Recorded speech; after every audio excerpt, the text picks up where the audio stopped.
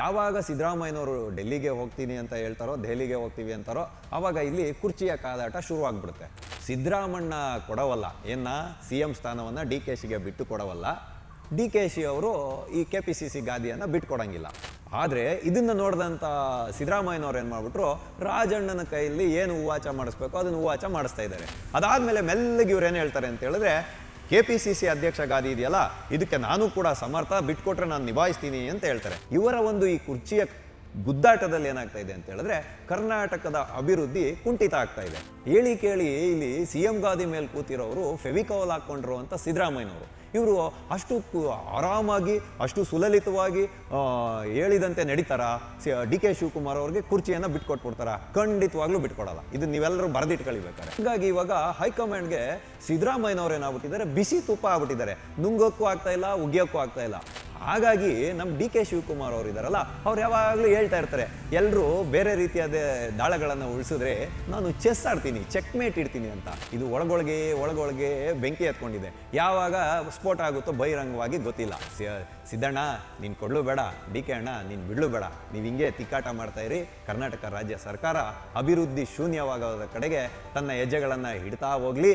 TV ವಿಕ್ರಮದ ಸಮಸ್ತ ವೀಕ್ಷಕರಿಗೆ ಆಟೋವಾಲಾ ಕಾರ್ಯಕ್ರಮಕ್ಕೆ ಆತ್ಮೀಯವಾದ ಸ್ವಾಗತ.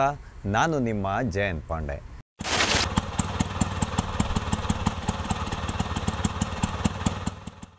ಸ್ನೇಹಿತರೆ, ಆಟೋವಾಲಾ ಕಾರ್ಯಕ್ರಮಕ್ಕೆ ನಾವಿಂದು ಆಯ್ದುಕೊಂಡಂತಹ ವಿಷಯ, ಸಿದ್ದಣ್ಣ ಕೊಡವಲ್ಲ, DKಶಿ ಬಿಡವಲ್ಲ. ಮತ್ತೆ ಮುನ್ನೆಲೆಗೆ ಬಂತು ಕುರ್ಚಿಯ ಗುದ್ದಾಟ. ಇದು ಕಾಂಗ್ರೆಸ್ನ ಒಂದು ಅದೃಷ್ಟವೋ ಅಥವಾ ಕರ್ನಾಟಕದ ರಾಜ್ಯ ಜನತೆಯ ದುರಾದೃಷ್ಟವೋ ಗೊತ್ತಿಲ್ಲ. ಯಾವುದಾದ್ರೂ ಒಂದು ವಿಷಯ ಮುನ್ನೆಲೆಗೆ ಬಂದಾಗ, ಇವಾಗ ನೋಡಿ, ಒಂದು ವಿಷಯ ಮುನ್ನೆಲೆಗೆ ಬಂದಿತ್ತು, ಅನುದಾನಗಳ ಕೊರತೆ ಎದುರಾಗ್ತಾ ಇದೆ ಅಂತ.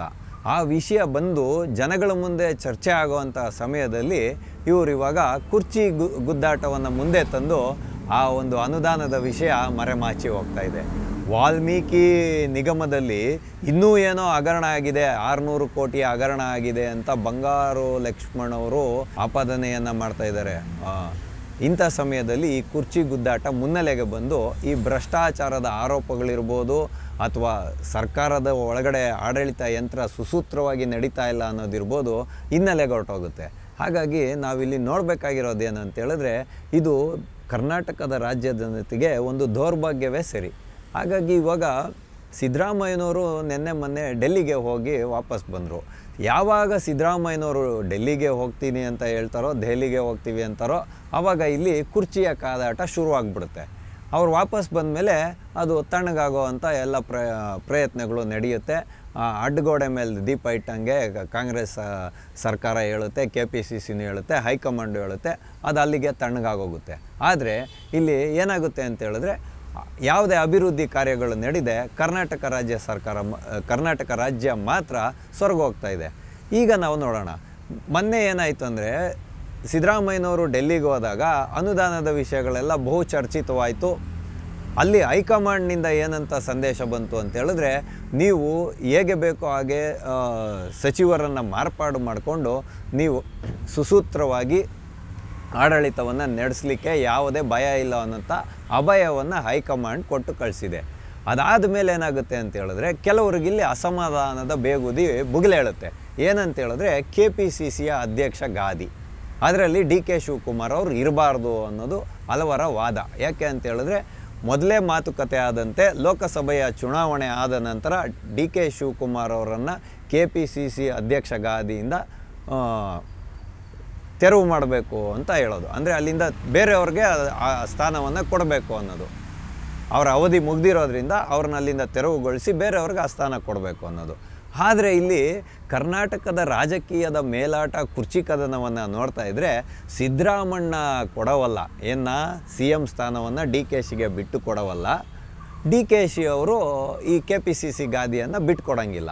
ಯಾಕೆ ಅಂತ ಹೇಳಿದ್ರೆ, ಇಲ್ಲಿ CM ಕುರ್ಚಿಗಿನ್ನ KPCC ಅಧ್ಯಕ್ಷ ಗಾದಿಯಲ್ಲೇ ಜಾಸ್ತಿ ಪವರ್ ಇದೆ ಅಂತ ಕಂಡು ಬರ್ತಾ ಇದೆ ಕಾಂಗ್ರೆಸ್ನ ಮಟ್ಟಿಗೆ ನೋಡೋದಾದರೆ. ಅದು ಬಿಟ್ಟು ಹೈಕಮಾಂಡ್ ಏನು ಹೇಳಿದೆ ಅಂತ ಹೇಳಿದ್ರೆ, BJಪಿಯವರು ಯಾವ ಒಬ್ಬ ರಾಜ್ಯಾಧ್ಯಕ್ಷನ ಆಯ್ಕೆ ಮಾಡ್ತಾರೋ ಅದನ್ನು ನೋಡಿಕೊಂಡು ನಾವು KPCC ದಿನ ಅಧ್ಯಕ್ಷ ಗಾದಿಗೆ ಬೇರೆ ಅಧ್ಯಕ್ಷನ ಆಯ್ಕೆ ಮಾಡ್ತೀವಿ ಅಂತ ಈಗ ಪಕ್ಕಕ್ಕೆ ಸೇರಿಸ್ಬಿಟ್ರು, ಸೈಡ್ಲೈನ್ ಮಾಡಿಬಿಟ್ರು. ಆದರೆ ಇದನ್ನು ನೋಡಿದಂಥ ಸಿದ್ದರಾಮಯ್ಯನವ್ರು ಏನು ಮಾಡಿಬಿಟ್ರು, ರಾಜಣ್ಣನ ಕೈಯಲ್ಲಿ ಏನು ಹೂವಾಚ ಮಾಡಿಸ್ಬೇಕೋ ಅದನ್ನು ಹೂವಾಚ ಮಾಡಿಸ್ತಾ ಇದ್ದಾರೆ. ಯಾಕೆ ಅಂತ ಹೇಳಿದ್ರೆ ಹೇಳಿ ಕೇಳಿ ಈ ರಾಜಣ್ಣ ಅವ್ರು ಇದ್ದಾರಲ್ಲ, ಇವರು ಪರಮ ಆಪ್ತರ್ರಿ CM ಅವ್ರಿಗೆ. CM ಅವ್ರ ಬಾಯಲ್ಲಿ ಏನು ಆಣಿಮುತ್ತುಗಳು ಉದುರಬೇಕೋ ಅದನ್ನು ಈ ರಾಜಣ್ಣನವರು ಉದುರಿಸ್ತಾರೆ. ಹಾಗಾಗಿ ರಾಜಣ್ಣ ಅವ್ರು ಏನು ಹೇಳ್ಬಿಟ್ರು ಅಂದರೆ 2013ರಿಂದ 18ನೇ ಇಸ್ವಿವರೆಗೂ ಇದ್ದಂಥ ಸಿದ್ದರಾಮಯ್ಯನವರೇ ಬೇರೆ, ಪಾಪ ಇವಾಗಿರುವಂಥ ಸಿದ್ದರಾಮಯ್ಯನವರೇ ಬೇರೆ. ಇವಾಗ ಏನಾಗೋಗ್ಬಿಟ್ಟಿದೆ ಅಂದರೆ ಕಾಂಗ್ರೆಸ್ ಪಕ್ಷದಲ್ಲಿ ಏನೂ ಸರಿ ಇಲ್ಲ, ಹಲವಾರು ಪವರ್ ಸೆಂಟರ್ಗಳಾಗೋಗ್ಬಿಟ್ಟಿದೆ. ಹಾಗಾಗಿ ಇವ್ರನ್ನೆಲ್ಲ ಸಂಭಾಳಿಸ್ಕೊಂಡು ಅಧಿಕಾರನ ನಡೆಸ್ಕೊಂಡು ಹೋಗೋದು ಸಿದ್ದರಾಮಯ್ಯ ಅವ್ರಿಗೆ ಬಹು ಸವಾಲಿನ ಪ್ರಶ್ನೆ. ಅವ್ರ ಪಾಪ ತುಂಬ ಸಂಕಷ್ಟದಿಂದ ಎಲ್ಲರನ್ನೂ ಸಂಭಾಳಿಸ್ಕೊಂಡು ರಾಜ್ಯ ಸರ್ಕಾರವನ್ನು ಮುನ್ನಡೆಸ್ತಾ ಇದ್ದಾರೆ ಅಂತ ಹೇಳುವಂಥ ಮಾತನ್ನು ಹೇಳ್ತಾರೆ. ಅದಾದಮೇಲೆ ಮೆಲ್ಲಗೆ ಇವ್ರೇನು ಹೇಳ್ತಾರೆ ಅಂತ ಹೇಳಿದ್ರೆ, KPCC ಅಧ್ಯಕ್ಷ ಗಾದಿ ಇದೆಯಲ್ಲ, ಇದಕ್ಕೆ ನಾನು ಕೂಡ ಸಮರ್ಥ, ಬಿಟ್ಕೊಟ್ರೆ ನಾನು ನಿಭಾಯಿಸ್ತೀನಿ ಅಂತ ಹೇಳ್ತಾರೆ. ಅದು ಕಡೆ ಸತೀಶ್ ಜಾರಕಿಹೊಳಿ ಅವ್ರು ಕೂತ್ಕೊಂಡು ಅದೇ ಮಾತುಗಳನ್ನು ಹೇಳ್ತಾರೆ. ಅಂದರೆ ಇಲ್ಲಿ ಹಲವರಿಗೆ DCM ಹುದ್ದೆಯ ಮೇಲೆ ಕಣ್ಣಿದೆ, ಕೆಲವರಿಗೆ KPCC ಅಧ್ಯಕ್ಷ ಗಾದಿಯ ಮೇಲೆ ಕಣ್ಣಿದೆ, ಇನ್ನು ಕೆಲವರಿಗೆ CM ಕುರ್ಚಿಯ ಮೇಲೆ ಕಣ್ಣಿದೆ. ಇವರ ಒಂದು ಈ ಕುರ್ಚಿಯ ಗುದ್ದಾಟದಲ್ಲಿ ಏನಾಗ್ತಾ ಇದೆ ಅಂತ ಹೇಳಿದ್ರೆ ಕರ್ನಾಟಕದ ಅಭಿವೃದ್ಧಿ ಕುಂಠಿತ ಆಗ್ತಾ ಇದೆ. ಇವ್ರು ಮಾಡಿದಂಥ ಭ್ರಷ್ಟಾಚಾರಗಳು ಮತ್ತು ಇವ್ರು ಮಾಡಿದಂಥ ಸ್ಕ್ಯಾಮ್ಗಳ ಬಗ್ಗೆ ತನಿಖೆಗಳು ನಡೆಯೋದೇ ಜನರ ಒಂದು ಗಮನವನ್ನು ಬೇರೆ ಕಡೆಗೆ ಸೆಳೆಯಲಾಗ್ತಾ ಇದೆ. ಇಲ್ಲಿ ಪವರ್ ಸೆಂಟ್ರ್ಗಳು ಯಾವುದ್ಯಾವುದು ಅಂತ ಹೇಳಿದ್ರೆ ಸಿದ್ದರಾಮಯ್ಯ ಅವರ ಬಣ ಒಂದು, DK ಶಿವಕುಮಾರ್ ಅವರ ಬಣ ಒಂದು, ಪರಮೇಶ್ವರ್ ಇದ್ದಾರಲ್ಲ ಅವರ ಬಣ ಒಂದು, ಹೈಕಮಾಂಡಿನಲ್ಲಿ ಒಂದು ಬಣಗಳು ಎರಡು, ಇವ್ರನ್ನೇ ಸಪೋರ್ಟ್ ಮಾಡೋವಂಥ ಒಂದು ಬಣ, ಅವ್ರನ್ನ ಸಪೋರ್ಟ್ ಮಾಡೋವಂಥ ಒಂದು ಬಣ. ಹಂಗಾಗಿ ಇಲ್ಲಿ ಹೈಕಮಾಂಡ್ಗೆ ಇವಾಗ ಏನಾಗ್ಬಿಟ್ಟಿದೆ ಅಂದರೆ ಕಾಂಗ್ರೆಸ್ನ ಹೈಕಮಾಂಡ್ಗೆ ಒಂದು ಬೇಗುದಿ ಸ್ಟಾರ್ಟ್ ಆಗಿದೆ. ಯಾಕೆ ಅಂತ ಹೇಳಿದ್ರೆ ಈಗ ಹೇಳಿ ಕೇಳಿ ರಾಹುಲ್ ಗಾಂಧಿ ಅವರು ಮುನ್ನೆಲೆಗೆ ತಂದಿರುವ ವಿಚಾರ ಯಾವುದು ಅಂತ ಹೇಳಿದ್ರೆ ಜಾತಿ ಜನಗಣತಿ, ಅಲ್ಪಸಂಖ್ಯಾತ ಮತ್ತು ಹಿಂದುಳಿದ ಮತ್ತು ದಲಿತರ ವೋಟ್ ಬ್ಯಾಂಕ್ನ ಮೇಲೆ 2029ನೇ ಇಸ್ವಿಯ ಲೋಕಸಭಾ ಚುನಾವಣೆಯಲ್ಲಿ ಹಣಾಹಣಿಯನ್ನು ನಡೆಸಲಿಕ್ಕೆ ರಾಹುಲ್ ಗಾಂಧಿ ಅವರು ಸತತ ಪ್ರಯತ್ನವನ್ನು ಮಾಡ್ತಾ ಇರೋದು. ಹಾಗಾಗಿ ಕರ್ನಾಟಕ ರಾಜ್ಯದ ವಿಷಯಕ್ಕೆ ಬರುವಾಗ ಈ ಅಹಿಂದ ವೋಟ್ ಬ್ಯಾಂಕ್ನ ಬಲವಾಗಿ ಕೈಯಲ್ಲಿ ಹಿಡ್ಕೊಂಡಿರುವಂಥ ಯಾರಾದರೂ ನಾಯಕ ಇದ್ದರೆ ಅದು ಸಿದ್ದರಾಮಯ್ಯನವರು. ಹಾಗಾಗಿ ಇವಾಗ ಹೈಕಮಾಂಡ್ಗೆ ಸಿದ್ದರಾಮಯ್ಯನವ್ರು ಏನಾಗ್ಬಿಟ್ಟಿದ್ದಾರೆ, ಬಿಸಿ ತುಪ್ಪ ಆಗ್ಬಿಟ್ಟಿದ್ದಾರೆ. ನುಂಗೋಕ್ಕೂ ಆಗ್ತಾಯಿಲ್ಲ, ಉಗಿಯೋಕ್ಕೂ ಆಗ್ತಾಯಿಲ್ಲ. CM ಗಾದಿಯಿಂದ ಏನಾದರೂ ಸಿದ್ದರಾಮಯ್ಯನವ್ರನ್ನ ತೆರವು ಮಾಡಿಬಿಟ್ರೆ ಈ ಬಣಬಡಿದಾಟ ಏನಿದೆಯಲ್ಲ ಇನ್ನಷ್ಟು ಮುನ್ನೆಲೆಗೆ ಬರುತ್ತೆ, ಇನ್ನಷ್ಟು ಕಾದಾಟ ಶುರುವಾಗುತ್ತೆ ಕುರ್ಚಿಗೆ. ಹಾಗಾಗಿ ಸರ್ಕಾರದ ಹೆಸರು ಕೆಟ್ಟೋಗುವಂಥ ಸಂಭವ ಕಾಣ್ತಾ ಇದೆ. ಮತ್ತು ಅಹಿಂದ ವೋಟ್ ಬ್ಯಾಂಕ್ ಡ್ಯಾಮೇಜ್ ಆಗುವಂತಹ ಒಂದು ಸನ್ನಿವೇಶ ಇವತ್ತು ಹೈಕಮಾಂಡ್ನ ಕಿವಿಗೆ ಬಿದ್ದಿರ್ತಕ್ಕಂಥದ್ದು. ಹಾಗಾಗಿ ಇವಾಗ ಹೈಕಮಾಂಡ್ ಏನು ಮಾಡ್ತಾ ಇದೆ ಅಂದರೆ ಕಾದು ನೋಡುವ ತಂತ್ರವನ್ನು ಮಾಡೋಣ ಅಂತ ಹೇಳಿ ಕೇಳಿ ಇಲ್ಲಿ CM ಗಾದಿ ಮೇಲೆ ಕೂತಿರೋರು ಫೆವಿಕಾಲ್ ಹಾಕ್ಕೊಂಡಿರುವಂಥ ಸಿದ್ದರಾಮಯ್ಯನವರು. ಇವರು ಅಷ್ಟು ಆರಾಮಾಗಿ ಅಷ್ಟು ಸುಲಲಿತವಾಗಿ ಹೇಳಿದಂತೆ ನಡೀತಾರಾ? DK ಶಿವಕುಮಾರ್ ಅವ್ರಿಗೆ ಕುರ್ಚಿಯನ್ನು ಬಿಟ್ಕೊಟ್ಬಿಡ್ತಾರ? ಖಂಡಿತವಾಗ್ಲೂ ಬಿಟ್ಕೊಡಲ್ಲ. ಇದು ನೀವೆಲ್ಲರೂ ಬರೆದಿಟ್ಕೊಳ್ಬೇಕಾರೆ. ಯಾಕೆ ಅಂತ ಹೇಳಿದ್ರೆ ಸಿದ್ದರಾಮಯ್ಯನವರು ಹಂಗೂ ಏನಾದರೂ ಬಿಟ್ಕೊಟ್ಟು ಹೋದರು ಅಂತ ಹೇಳಿದ್ರೆ DK ಶಿವಕುಮಾರ್ ಅವ್ರಿಗೆ ಆಡಳಿತವನ್ನು ಸುಸೂತ್ರವಾಗಿ ನಡೆಸ್ಕೊಂಡು ಹೋಗೋಕ್ಕಾಗಬಾರ್ದು. ಪಕ್ಕದಲ್ಲಿ ಬಗಲಲ್ಲಿ ಮುಳ್ಳುಗಳಿರಬೇಕು, ಪಕ್ಕದಲ್ಲಿ ಹಿಂದೆ ಮುಂದೆ ಎಲ್ಲ ಮುಳ್ಳಿರಬೇಕು, ಸದಾ ಕಾಲ ಚುಚ್ಚುತ್ತಿರಬೇಕು. ನಮ್ಮ ಕುಮಾರಸ್ವಾಮಿ ಅವರು ಅವಾಗ ಕಣ್ಣೀರು ಹಾಕ್ಕೊಂಡ್ರಲ್ಲ ಸಮ್ಮಿಶ್ರ ಸರ್ಕಾರ ಆದಾಗ, ಆ ರೀತಿಯಾದಂಥ ಒಂದು ಸನ್ನಿವೇಶವನ್ನು ನಿರ್ಮಾಣ ಮಾಡೇ DK ಶಿವಕುಮಾರ್ ಅವ್ರಿಗೆ CM ಗಾದಿಯನ್ನು ಬಿಟ್ಕೊಡೋದು. ಹಾಗಾಗಿ ನಮ್ಮ DK ಶಿವಕುಮಾರ್ ಅವರು ಇದ್ದಾರಲ್ಲ, ಅವ್ರು ಯಾವಾಗಲೂ ಹೇಳ್ತಾ ಇರ್ತಾರೆ, ಎಲ್ಲರೂ ಬೇರೆ ರೀತಿಯಾದ ದಾಳಗಳನ್ನು ಉಳಿಸಿದ್ರೆ ನಾನು ಚೆಸ್ ಆಡ್ತೀನಿ, ಚೆಕ್ಮೇಟ್ ಇಡ್ತೀನಿ ಅಂತ. ಇವಾಗ ಅವರಿಟ್ಟಿರೋ ಚೆಕ್ಮೇಟ್ ಏನಂದರೆ ಸಿದ್ದರಾಮಯ್ಯಂಗೆ ನೀನು CM ಗಾದಿಯ ಮೇಲೆ ಏನಾದರೂ ಫೆವಿಕಾಲ್ ಹಾಕ್ಕೊಂಡು ಕೂತ್ಕೊಂಡ್ರೆ ನಾನು KPCC ಗಾದಿಯ ಮೇಲೆ ಫೆವಿಕಾಲ್ ಹಾಕ್ಕೊಂಡು ಕೂತ್ಕೊಳ್ತೀನಿ ಅಂತ. ಹಂಗಾಗಿ ಇವಾಗ KPCC ಅಧ್ಯಕ್ಷ ಗಾದಿ ಏನಿದೆ ಸತೀಶ್ ಜಾರಕಿಹೊಳಿ ಅವ್ರಿಗೂ ಸಿಗಲ್ಲ, ರಾಜಣ್ಣ ಅವ್ರಿಗೂ ಸಿಗಲ್ಲ. DK ಶಿವಕುಮಾರ ಆಪ್ತರಿಗಾಗಲಿ ಅಥವಾ DK ಶಿವಕುಮಾರ್ ಅವರೇ ಮುಂದುವರಿಯೋದಾಗಲಿ ಮಾಡ್ತಾರೆ ಅಂತ ಹೇಳುವಂಥ ಒತ್ತಡವನ್ನು ಹೇರ್ತಾರೆ DK ಶಿವಕುಮಾರ್ ಅವರು ಹೈಕಮಾಂಡ್ ಮೇಲೆ ಅನ್ನುವಂಥ ವಿಚಾರ ಮೇಲ್ನೋಟಕ್ಕೆ ಕಂಡು ಬರ್ತಾ ಇದೆ. ಆದರೆ ಅಕ್ಟೋಬರ್ಗೆ 2.5 ವರ್ಷ ಆಗೋದ್ಮೇಲೆ ಸಿದ್ದರಾಮಯ್ಯನವರೇನಾದರೂ CM ಗಾದಿಯನ್ನು DK ಶಿವಕುಮಾರ್ ಅವ್ರಿಗೆ ಬಿಟ್ಕೊಟ್ರೆ ಆವಾಗ ಬೇಕಾದರೆ KPCC ಅಧ್ಯಕ್ಷ ಗಾದಿಯನ್ನು ಡಿ ಕೆ ಶಿವಕುಮಾರ್ ಅವರು ಬಿಟ್ಕೊಡ್ಲಿಕ್ಕೆ ತಯಾರಿರ್ತಕ್ಕಂಥದ್ದು. ಹಾಗಾಗಿ ಇವಾಗ ಡಿ ಕೆ ಶಿವಕುಮಾರ್ ಅವರನ್ನು ಆದಷ್ಟು ದುರ್ಬಲಗೊಳಿಸಬೇಕು. ಅವರ ಕೈಯಲ್ಲಿರುವಂಥ ಪವರ್ ಸೆಂಟ್ರ್ಗಳು ಅಂತ ಇವಾಗ ರಾಜಣ್ಣ ಅವರು ಏನು ಹೇಳ್ತಾ ಇದ್ದಾರೆ, ಒಂದೊಂದೇ ಪವರ್ ಸೆಂಟ್ರನ್ನು ತಟಸ್ಥ ಮಾಡಬೇಕು ಅಂತ ಇವಾಗ ಸಚಿವ ಸಂಪುಟ ಇದೆಯಲ್ಲ, ಇದರಲ್ಲಿ ಅದ್ಲಿ ಬದಲಿಗಳು ಆಗುವಂತಹ ಎಲ್ಲ ಲಕ್ಷಣಗಳು ಕಂಡು ಬರ್ತಾ ಇರತಕ್ಕಂಥದ್ದು. ಆದರೆ ಇದು ಒಳಗೊಳಗೆ ಬೆಂಕಿ ಹತ್ಕೊಂಡಿದೆ. ಯಾವಾಗ ಸ್ಫೋಟ ಆಗುತ್ತೋ ಬಹಿರಂಗವಾಗಿ ಗೊತ್ತಿಲ್ಲ. ಆದರೆ ಸಿ ಎಮ್ ಅವ್ರು ಮಾತ್ರ ಏನು ಹೇಳ್ತಾ ಇದ್ದಾರೆ ಅಂದರೆ, ಯಾರ್ಯಾರು ಅತೃಪ್ತ ಶಾಸಕರು ಇದ್ದಾರೋ ದಯವಿಟ್ಟು ನೀವ್ಯಾರು ಮಾಧ್ಯಮಗಳಿಗೆ ಹೇಳಿಕೆ ಕೊಡಬೇಡಿ, ಏನೇ ಸಮಸ್ಯೆ ಇದ್ದರೂ ನನ್ನ ಹತ್ರ ಬಂದೇಳಿ, ನಾನು ನಿಮಗೆ ಅನುದಾನವನ್ನು ಕೊಡ್ತೀನಿ, ಈ ರೀತಿಯಾಗಿ ಅವರನ್ನು ತೇಪೆ ಹಚ್ಚೋ ಕೆಲಸವನ್ನು ಮಾಡ್ತಾಯಿದ್ದಾರೆ. ಯಾಕೆಂದರೆ ಅಲ್ಲಿ ದುಡ್ಡಿದ್ರೆ ತಾನೆ ಕೊಡೋಕ್ಕೆ. ಸಿದ್ದರಾಮಯ್ಯನವರು ನಿರೀಕ್ಷೆ ಮಾಡಿದಂತೆ ತೆರಿಗೆಗಳು ಕ್ಷಿಪ್ರಗತಿಯಲ್ಲಿ ಹರಿದು ಬರ್ತಾ ಇಲ್ಲ. ಪಂಚಭಾಗ್ಯಗಳಿಗೆ ಹೊರೆಯಾಗಿ ಇವತ್ತು ರಾಜ್ಯ ಸರ್ಕಾರ ತಿಣುಕೊಂಡು ನಡೀತಾ ಇರೋದು ಎಲ್ರಿಗೂ ಗೊತ್ತಿರೋವಂಥ ವಿಚಾರ.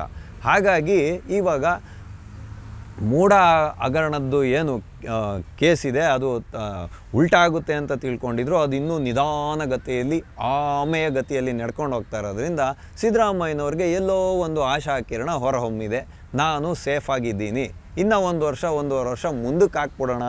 ಬೇಕಾದರೆ ಲಾಸ್ಟ್ಗೆ 6 ತಿಂಗಳಾದಮೇಲೆ ಸಿ ಎಮ್ಗೆ ಏನೂ ಪವರ್ ಇಲ್ಲ ಅಂತ ಬರುತ್ತಲ್ಲ, ಅಂಥ ಟೈಮಲ್ಲಿ ಬೇಕಾದ್ರೆ ಬಿಟ್ಕೊಟ್ಬಿಟ್ಟು ನಾನು ಹಂಗೆ ಪರ್ಮನೆಂಟಾಗಿ ಮನೆಗೆ ಹೋಗೋಣ ಅನ್ನುವಂಥ ವಿಚಾರ ಸಿ ಎಮ್ ಅವರ ಮೈಂಡಲ್ಲಿ ಇರ್ತಕ್ಕಂಥದ್ದು. ಅಂದರೆ ಕೊಟ್ಟಂಗೂ ಇರಬೇಕು, ಕೊಡ್ದಂಗೂ ಇರಬೇಕು. 6 ತಿಂಗಳು 1 ವರ್ಷ ಇದ್ದಂಗೆ ಕೊಟ್ಬಿಟ್ರೆ ಡಿ ಕೆ ಶಿವಕುಮಾರ್ ಏನು ಮಾಡೋಕ್ಕಾಗಲ್ಲ. ಡಿ ಕೆ ಶಿವಕುಮಾರ್ ಅವರು ಸಿ ಎಮ್ ಗಾದಿಯ ಮೇಲೆ ಕೂತ್ಕೊಂಡಿದ್ರು, ಏನು ಮಾಡೋಕ್ಕಾಗದೇ ಇರೋವಂಥ ಪರಿಸ್ಥಿತಿಗಳಿರುತ್ತೆ ಅವಾಗ. ಆದರೆ ಡಿ ಕೆ ಶಿವಕುಮಾರ್ ಅವರು ಇಲ್ಲಿ ನೋಡ್ತಾ ಇರೋದೇನು ಅಂತ ಹೇಳಿದ್ರೆ, ಮೇಲ್ನೋಟಕ್ಕೆ ಕಂಡು ಬರುತ್ತೆ ಡಿ ಕೆ ಶಿವಕುಮಾರ್ ಅವರು ಯಾವುದೇ ಕಾರಣಕ್ಕೂ KPCC ಅಧ್ಯಕ್ಷ ಗಾದಿಯನ್ನು ಬಿಟ್ಕೊಡಲ್ಲ ಅಂತ. ಹಾಗಾಗಿ ಈ ಮೂಲಕ ನಾನು ಡಿ ಕೆ ಶಿವಕುಮಾರ್ ಅವ್ರಿಗೆ ಒಂದು ಕಿವಿ ಮಾತನ್ನು ಹೇಳ್ತಾ ಇದ್ದೀನಿ.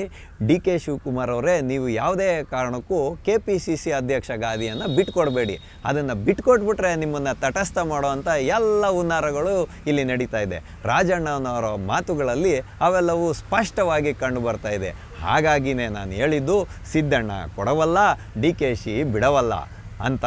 ಹಾಗಾಗಿ ಇವತ್ತು ಕುರ್ಚಿ ಕದನ ಎಲ್ಲಿಗೆ ಹೋಗಿ ಮುಟ್ಟುತ್ತೆ ಅಂತ ಹೇಳಿದ್ರೆ, ಸೆಪ್ಟೆಂಬರು ಅಕ್ಟೋಬರ್ನ ಅಂತ್ಯದಲ್ಲಿ ಇದು ಬೇಗುದಿ ಬಹಿರಂಗವಾಗಿ ಸ್ಫೋಟ ಆಗುತ್ತೆ ಅನ್ನೋ ನಾವೆಲ್ಲರೂ ಕಾದು ನೋಡೋಣ. ಸಿದ್ದಣ್ಣ ನೀನು ಕೊಡಲು ಬೇಡ, DK ಅಣ್ಣ ನೀನು ಬಿಡಲು ಬೇಡ, ನೀವು ಹಿಂಗೆ ತಿಕ್ಕಾಟ ಮಾಡ್ತಾಯಿರಿ. ಕರ್ನಾಟಕ ರಾಜ್ಯ ಸರ್ಕಾರ ಅಭಿವೃದ್ಧಿ ಶೂನ್ಯವಾಗೋದ ಕಡೆಗೆ ತನ್ನ ಹೆಜ್ಜೆಗಳನ್ನು ಇಡ್ತಾ ಹೋಗಲಿ. ಬರುವಂಥ ಎಲ್ಲ ಆದಾಯವನ್ನು ನೀವು ಮಾಡಿದಂಥ ತೇಪೆ ಕೆಲಸಗಳಿಗೆ ಬಡ್ಡಿ ಕಟ್ಟೋದಕ್ಕೆ ವಿನಿಯೋಗ ಮಾಡಿಬಿಟ್ಟು ಕರ್ನಾಟಕದ ರಾಜ್ಯದ ಜನತೆಯ ಭವಿಷ್ಯವನ್ನು ಕಗ್ಗತ್ತಲಿಗೆ ದುಡ್ಡು ಬಿಡಿ ಅಂತ ಹೇಳೋದರ ಮುಖಾಂತರ ಆಟೋವಾಲಾ ಕಾರ್ಯಕ್ರಮವನ್ನು ನಾವಿಂದು ಮುಗಿಸ್ತಾ ಇದ್ದೇವೆ. ಮುಂದೆ ಇಂತಹದ್ದೇ ಒಂದು ಕುತೂಹಲಕಾರಿಯಾದ ವಿಷಯದೊಂದಿಗೆ ನಾವೆಲ್ಲರೂ ಮತ್ತೆ ಭೇಟಿಯಾಗೋಣ. ಅಲ್ಲಿವರೆಗೂ TV ವಿಕ್ರಮವನ್ನು ಸಬ್ಸ್ಕ್ರೈಬ್ ಮಾಡುವುದರ ಮುಖಾಂತರ, ನಿಮ್ಮ ಸದ್ವಿಚಾರಗಳನ್ನು ಕಾಮೆಂಟ್ ಮಾಡುವುದರ ಮುಖಾಂತರ ಹಾಗೂ ಶೇರ್ ಮಾಡುವುದರ ಮುಖಾಂತರ ನಮ್ಮನ್ನು ಪ್ರೋತ್ಸಾಹಿಸಿ. TV ವಿಕ್ರಮ, ದೇಶ ನಿಮ್ಮ ಕೈಯಲ್ಲಿ. ಈ ಕಾರ್ಯಕ್ರಮ ನಿಮಗೆ ಇಷ್ಟ ಆಗಿದ್ದಲ್ಲಿ ಲೈಕ್, ಶೇರ್ ಹಾಗೂ ಕಮೆಂಟ್ ಮಾಡಿ. TV ವಿಕ್ರಮದ ಕಾರ್ಯಕ್ರಮಗಳನ್ನು ನಿರಂತರವಾಗಿ ವೀಕ್ಷಿಸಲು ಸಬ್ಸ್ಕ್ರೈಬ್ ಮಾಡಿ, ಬೆಲ್ ಐಕನ್ ಒತ್ತಿ.